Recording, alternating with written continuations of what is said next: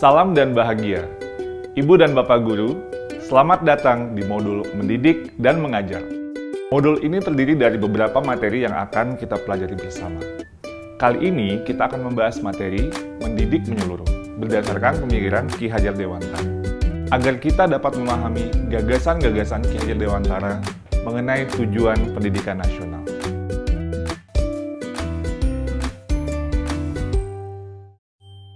Ibu dan Bapak Guru, pemahaman terhadap kata pendidikan dan pengajaran kadang masih membingungkan.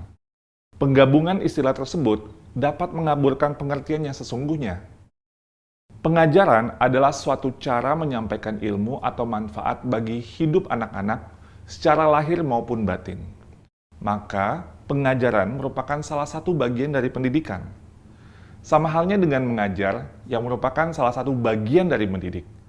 Sementara pendidikan adalah tempat menaburkan benih-benih kebudayaan yang hidup dalam masyarakat sekaligus sebagai instrumen tumbuhnya unsur peradaban, agar kebudayaan yang kita wariskan kepada anak cucu kita di masa depan. Ki Hajar Dewantara mendefinisikan pendidikan sebagai tuntunan, yaitu tuntunan dalam hidup tumbuhnya murid.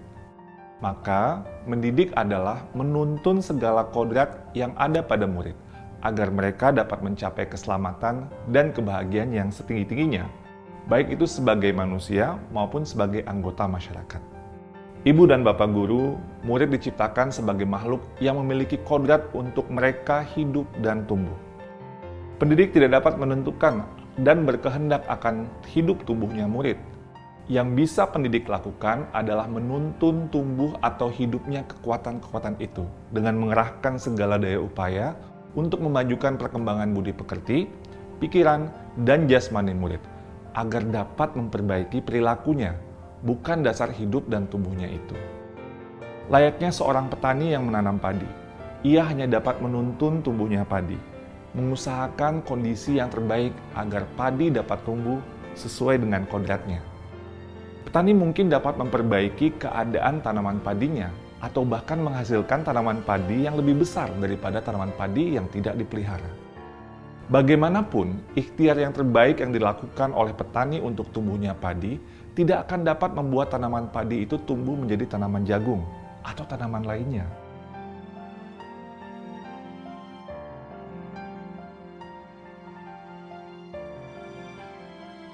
Seperti itulah peran pendidik yang bisa menuntun agar murid bisa tumbuh dan berkembang sesuai dengan kodratnya. Pendidikan tidak hanya berbentuk pengajaran yang memberikan pengetahuan kepada murid, tapi juga mendidik keterampilan berpikir, mengembangkan kecerdasan batin, dan pada akhirnya murid dapat melancarkan hidup untuk mencapai keselamatan dan kebahagiaan. Ibu dan Bapak Guru, ilmu dan pengetahuan sangat diperlukan sebagai bagian dari pendidikan, sebagai kunci untuk mengasah keterampilan berpikir, memajukan kecerdasan batin, dan melancarkan hidup pada umumnya.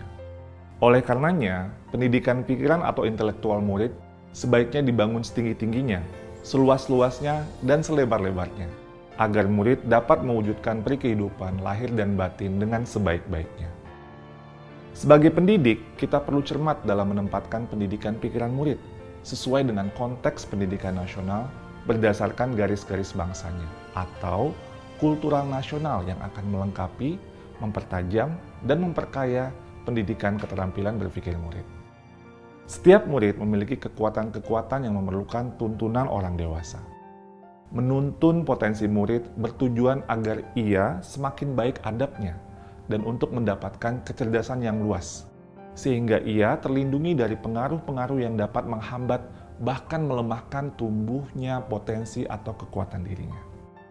Ada murid yang tidak memiliki kesempatan mendapatkan tuntunan yang baik, sehingga ia cenderung tidak dapat menumbuhkan dan mengembangkan kekuatan atau potensinya dengan maksimal. Ada juga murid yang mendapatkan tuntunan dengan baik, namun kekuatan atau potensinya tidak dapat tumbuh atau berkembang karena adanya pengaruh-pengaruh yang membatasi tumbuh kembangnya potensi yang ia miliki. Sebagai orang dewasa, kita dapat berupaya membangun dan menjaga suasana lingkungan yang kondusif, agar setiap murid dapat tumbuh dan berkembang sesuai dengan kodratnya.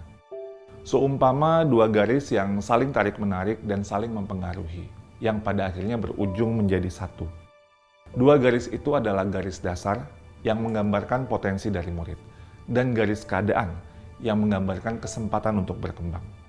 Kedua garis ini saling berhubungan, yang menurut ilmu pendidikan disebut konvergensi. Buah dari tuntunan kepada murid adalah berkembangnya akal budi murid yang mendorong terciptanya kebudayaan. Kebudayaan bangsa yang menjadi ciri khas dan dasar perubahan zaman di tengah-tengah kebudayaan-kebudayaan negara lain membuat kita kadang-kadang khawatir akan tergerusnya kebudayaan kita. Meskipun adat istiadat atau kebiasaan di masyarakat berubah karena akal budi manusia juga berkembang, kebudayaan bangsa Indonesia akan tetap ada, menjadi pilar utama dalam memajukan pendidikan nasional. Contohnya, kebudayaan gotong royong, membersihkan dan menghias kelas, serta sekolah yang melibatkan murid dapat menumbuhkan karakter dan kecakapan sosial emosional. Guru dapat memberikan praktek pembelajaran yang mengembangkan kerjasama, empati, menghargai sesama, dan berkontribusi sosial kepada sesama.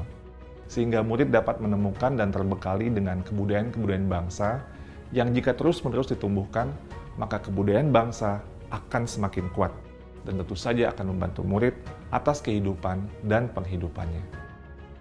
Dan yang paling utama dan yang paling penting yang dapat membantu keberlangsungan hidup sebagai bangsa Indonesia. Lalu, bagaimana dengan pembelajaran di kelas kita saat ini? Apakah kita sudah mendidik anak dengan menyeluruh? Atau mungkin kita hanya sebatas mengajar? Mari kita refleksikan bersama-sama. Salam dan bahagia, Ibu Bapak Guru hebat!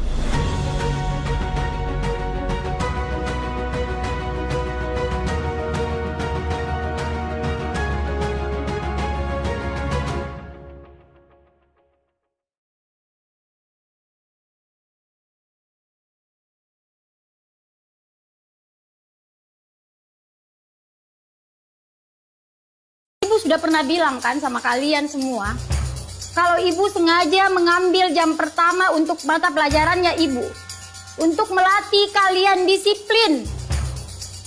Kalian tahu kan peraturannya ibu?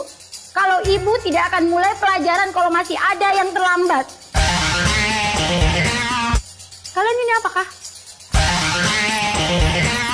Hah? Dari yang mau dengar kah? Kenapa masih ada yang terlambat? Kaila mana? Kaila di mana?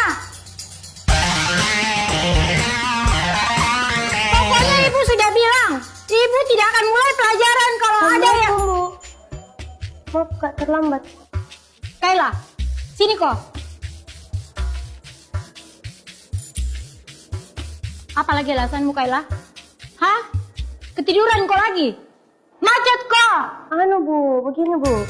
Mentong kau Kaila, biang kerok. Gara-gara kau, kita semua hampir tidak belajar. Mentong ini, hukum saya bu. Sudah. Jangan lagi ada yang lempar. Kaila duduk kok. Tapi ingat kok besok, kalau kau masih terlambat begini, ibu tidak akan mulai pelajaran lagi.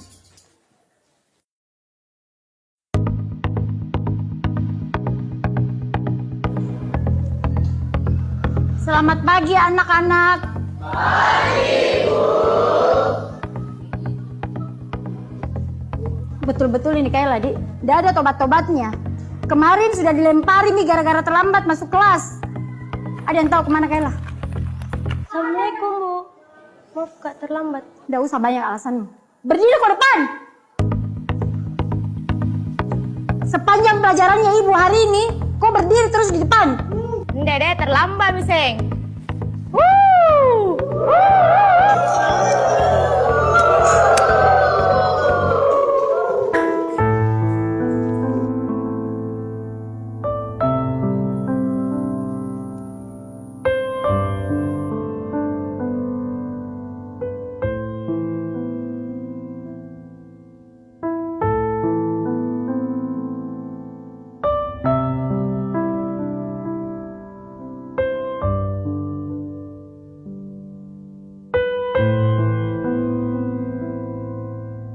Sudah 1 jam lebih Mini Kaila tidak datang.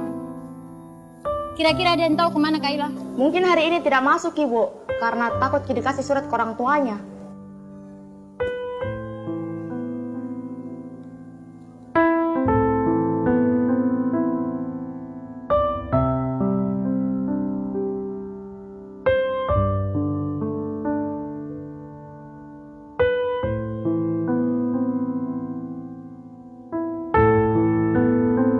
pagi anak-anak.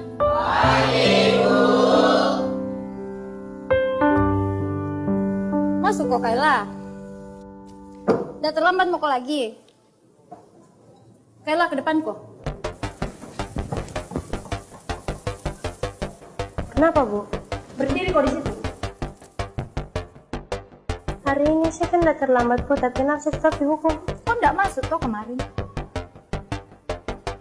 Sekarang jelaskan kok kepada kita semua di sini, kenapa kok selalu terlambat dan malah kemarin kok enggak masuk? Kayla, jelaskan kok. Bicara kok. Kayla. Maafkan Kak teman-teman, karena gara-gara saya, kalian semua tidak belajar. Hari pertama, saya terlambat karena mamaku demam berdarah.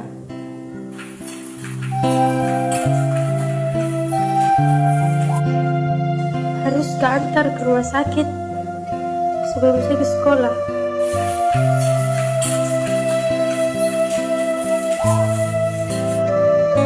Hari kedua, saya terlambat ke sekolah karena harus ke rumah sakit suapin makan dulu mamaku, baru saya ke sekolah. Hari ketiga kemarin, saya tidak masuk sekolah.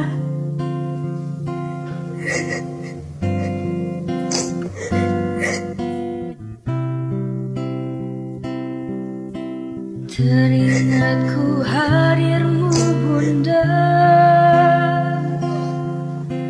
manjakanku di kecil dulu. Karena meninggal mamaku. Apakah tergetar hatimu? Di sini anakmu terjatuh. Tak ada tempatku mengadu, tangisku dalam sendiriku. Kalau bukan karena mamaku suruh Kak jadi insinyur, tidak bakalan Kak masuk sekolah hari ini. Saya kira kalian semua mau lempari Kak. Lemparkan, Mak. Lempar nih. Lempar nih. Lempar. Saya kira Bu kita menghukum Kak. Hukum, Mak.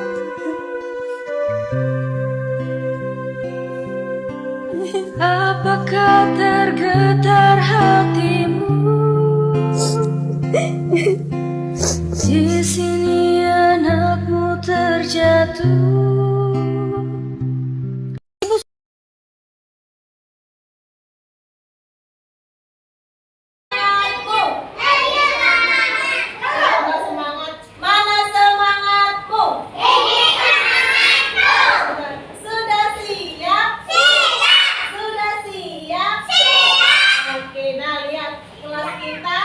Kelas kita nyaman nggak?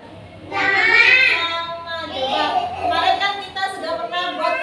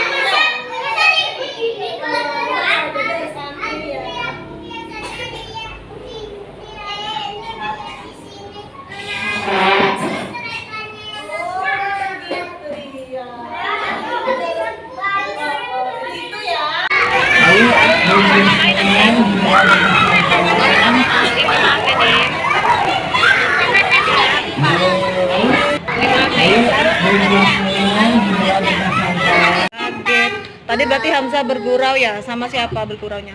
Coba. Coba sini Im, lihat Bu Guru Im, lihat Im. Sini nak, sini.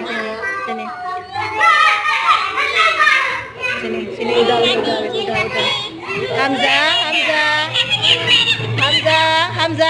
Hamzah. Loh kan tuh lihat, kena apa lagi sini. Sini dulu nak Hamzah. Sini dulu. Mau ngapain Hamzah itu? Mau minta maaf. Im dimaafin Im. Dimaafin. Assalamualaikum Hamzah. Kemarin kan Iim nangis ya. Itu diapain sih sama Hamzah? Ditetap pelan-pelan. Kena tendang pelan-pelan. Apanya yang kena tendang? Apanya sininya? Iim kan nangis kemarin ini. Iya. Nah, terus Ibu ini udah menyalahkan Hamzah. Ibu udah mencari siapa yang salah. Jadi semua orang itu pernah melakukan kesalahan itu. Bu Guru juga pernah melakukan kesalahan seperti itu. Tapi harus ada penyelesaiannya ya dari masalah itu. Nah kemarin Hamzah yang pas Iim nggak nangis lagi, Hamzah ngapain? Minta maaf. Terus sama Iim dimaafin. Terus kalau sudah dimaafin sama temennya, sama itu,